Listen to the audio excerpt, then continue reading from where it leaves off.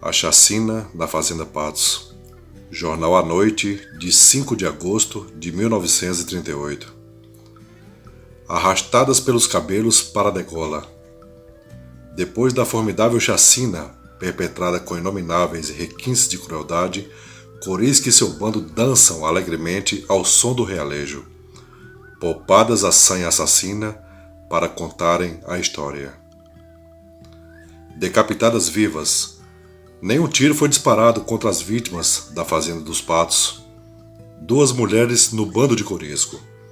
Visto ontem na Fazenda Bem Feita, em Mata Grande. O bilhete recebido pelo prefeito de Piranhas.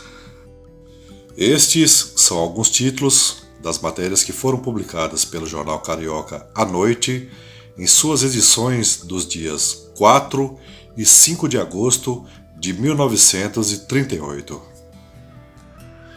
Vamos às matérias. Segundo informações aqui recebidas em Piranhas, Corisco, à frente de um grupo composto de 8 pessoas, inclusive 2 mulheres, foi visto ontem na Fazenda Bem Feita, em Mata Grande. A Polícia do Estado, através de suas forças volantes, já está no encalço nesta direção. Refere-se também que o assalto à Fazenda dos Patos, de propriedade do sogro do capitão João Bezerra, foi realizado sem se disparar um tiro sequer. Todas as vítimas foram degoladas vivas pelos bandidos: o vaqueiro Domingos, sua mulher e 4 filhos do casal, cujas cabeças foram mandadas para o capitão João Bezerra, na falta de prefeito de Piranhas, ausente no momento. Piranhas, Alagoas, 5 de agosto de 1938. O assalto do grupo de Corisco à Fazenda dos Patos foi realizado pela madrugada. Os bandidos puderam assim aproximar-se sem serem pressentidos, atacando de surpresa suas vítimas. 6 pessoas, como já informamos, foram então decapitadas, sendo as cabeças enviadas ao capitão João Bezerra. Acompanhava os despojos, que incluíam 2 cabeças de mulher, o seguinte recado: as cabeças dessas mulheres pagaram as 2 mortas. O grupo de Corisco, depois da chacina, conseguiu montada na própria fazenda, batendo em retirada. Comunicado o fato às autoridades, saiu em perseguição do grupo o sargento Aniceto, que anuncia-se já conseguiu a pista dos bandidos. Impressionante. O festim macabro. Piranhas, 5 de agosto de 1938. Urgente. Acabamos de chegar a Piranhas, cidade do interior alagoano que Corisco escolheu para palco do seu sanguinolento revide pela morte de Lampião. Ainda todos os habitantes da localidade se encontram sob a penosa impressão do monstruoso crime. Ouvimos, a respeito, o senhor Manuel João da Costa, cunhado do vaqueiro Domingos José Ventura, o infeliz morador da Fazenda dos Patos, que encontrou morte horrível juntamente com toda a sua família, nas mãos ávidas de vingança do bandoleiro Corisco e seu bando. Ainda tomado de profunda emoção, o senhor Manuel João da Costa narrou-nos o drama tremendo, verdadeiro festim de sangue e horror. Demos a palavra ao nosso entrevistado. Corisco chegou, noite fechada, já na Fazenda dos Patos. Eram mais ou menos 8 horas. Ao estrépito dos bandoleiros que se aproximavam como demônios, batendo as coronhas das armas no terreiro, a família do vaqueiro Ventura acordou em pânico. Mas nada mais era possível fazer nem fugir. Corisco, à frente do bando, com os olhos verdes fuzilando de ódio, ordena rispidamente a mulher e a filha do morador: faça café para todo o pessoal. Em seguida, apontando para o vaqueiro e seu filho Manuel, ordena a seus cabras que os levem para trás do curral, o que é feito imediatamente, sem qualquer gesto de resistência dos prisioneiros. Os 2 homens são amarrados e arrastados para fora. Do local escolhido, Corisco então contempla, mais uma vez, com uma expressão de sinistro sarcasmo, as 2 vítimas e, em voz ríspida, grita para os seus homens, que já havia desembainhado os punhais agudíssimos: degolem esses bandidos. Hediondo. Uma angustiada expressão de desesperança perpassa pelas fisionomias dos homens que iam ser imolados. Inútil qualquer apelo a quem já perdeu o último resquício de bondade humana. Os cangaceiros escolhidos para carrascos aprestam-se para a tarefa macabra. Fuzilam os punhais na meia luz do luar. Rápidas como raios, as lâminas cortam o espaço e duas cabeças tombam sobre a terra, entre golfadas de sangue. Os troncos decepados oscilam ainda uma última vez e caem pesadamente sobre o solo empapado de sangue. Ódio de bandido.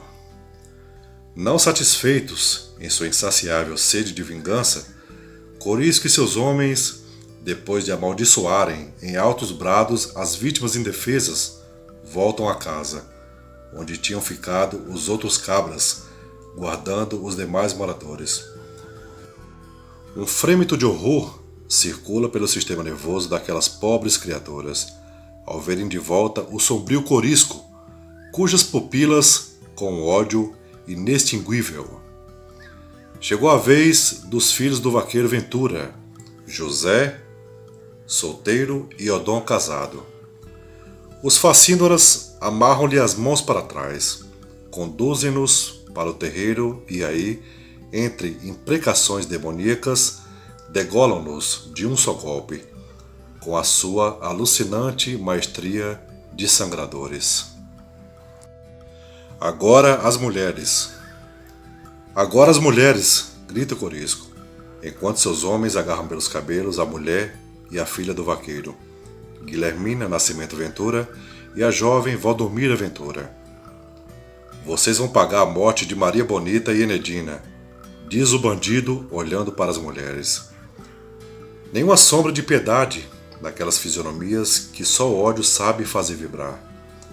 As mulheres são brutalmente arrastadas para fora, e ainda o feroz Corisco, com a sua impassibilidade humana, ordena e assiste ao seu degolamento. Música. Parece momentaneamente aplacada a cólera do chefe. 6 cabeças jazem sobre o solo, imobilizadas numa última expressão de angústia e sofrimento. Mas nada comove o bandoleiro empedemido. Gritos de satânica satisfação atroam os ares. É a alegria das feras saciadas. Os bandoleiros estão superexcitados. Voltam a casa no meio de um vozerio infernal. Corisco ordena então que se comemore condignamente a vingança. Manda transformar em salão de baile a sala da casa assaltada. E, estimulados pela cachaça, entregam-se a desenfreadas manifestações de alegria, dançando e gritando. Alguns dos bandidos trazem violas e realejos com que animam a dança. É um festim macabro, pantomina de horror e sangue, farândula de demônios alucinados. O saque, bilhete ao capitão Bezerra. Quando se dão por satisfeito, Corisco ordena o saque geral da fazenda, depois do que dá instruções para a retirada. Dirigem-se todos para a fazenda Pedrinhas, próxima à fazenda Paz, pertencente também ao senhor Antônio José de Brito, vulgo coronel Antônio Menino. Aí então Corisco redige uma carta injuriosa e violenta ao capitão Bezerra, endereçando-lhe as cabeças sangrentas. Entrega o bilhete ao portador, que foi o vaqueiro João Crispim Moraes, dizendo: vai entregar isso ao tenente Bezerra. Diga a ele para comer uma frita. Na falta dele, entregue ao prefeito. Poupados para contarem a história. Os bandidos deixaram vivos 3 outros filhos do vaqueiro Ventura: Antônio, de 12 anos, Silvino, de 10 e Carmelita, de 11. Por isso, ao despedir-se do portador da macabra encomenda, Corisco acrescentou: os meninos ficaram para contar a história, mas brevemente voltarei para matá-los, pois faço questão de extinguir toda a raça daquele vaqueiro traidor que nos denunciou à polícia. As cabeças foram enterradas no cemitério da cidade, sendo que aos corpos foi dada a sepultura cristã na Fazenda Patos. O vaqueiro, tão tragicamente trucidado, tem ainda uma filha que reside em companhia da família do coronel Menino. Receia-se aqui nova façanha dos bandidos, que prometeu vingar a morte de Lampião impiedosamente.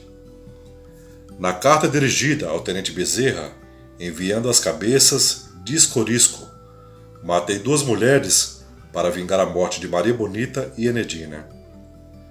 A esposa de Odon Ventura, que também se encontrava na casa assaltada, foi perdoada pelos bandidos em virtude de ter dado à luz há 8 dias atrás. A criancinha também nada sofreu. Os 3 filhos sobreviventes do vaqueiro que foram mandados por Corisco, juntamente com as cabeças de seus pais e irmãos, nada quiseram declarar. Seguimos viagem para Angico. Maceió, 4 de agosto de 1938.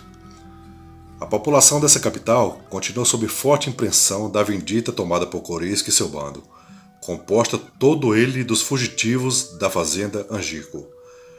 Os jornais dão amplo noticiário do fato sangrento.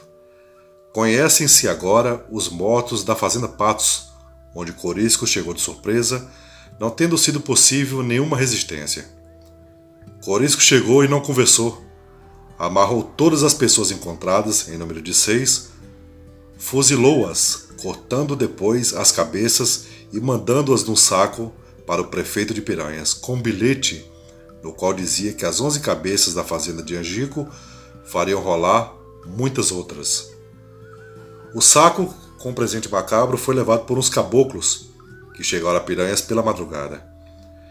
Esses caboclos, que vivem nas redondezas onde se deu a chacina, foram obrigados a cumprir a tarefa, sob a ameaça de que, se não levasse o saco e não o depositasse no lugar determinado, mais tarde seriam sacrificados e decapitados. O saco foi encontrado pela criada do prefeito, no batente da porta da rua. Alarmada, a empregada saiu correndo e gritando. As pessoas da casa vieram ver o que se passava e deram com aquela coisa horrível. O prefeito de Piranhas também foi ver e se deparou com as cabeças, empapadas em sangue e terra. A notícia espalhou-se com rapidez e dentro de pouco tempo a residência do chefe do executivo municipal estava cercada por uma multidão de curiosos que ali ficou comentando a trágica represália, entre indignada e transida de pavor. Brutal. Maceió, 4 de agosto de 1938. As pessoas mortas e decapitadas na fazenda Patos pelo bandoleiro Corisco, em revanche à morte de Lampião, foram o vaqueiro do coronel Antônio Brito, sua mulher e 4 filhos menores. A família do proprietário da fazenda lá não se encontrava. Corisco, entretanto, depois de sacrificar 6 vidas inocentes, no ato de terrível barbaridade, incendiou a fazenda, que é agora, por informações de pessoas vindas de lá, um campo ressequido e devastado. No comando das Forças Volantes. Maceió, 4 de agosto de 1938. O primeiro-tenente Francisco Ferreira de Melo, por determinação do coronel Lucena, assumiu o comando das tropas volantes, que saíram em perseguição do novo bando de cangaceiros, chefiados por Corisco. Texto extraído do jornal Carioca à Noite, em matérias publicadas entre os dias 4 e 5 de agosto de 1938.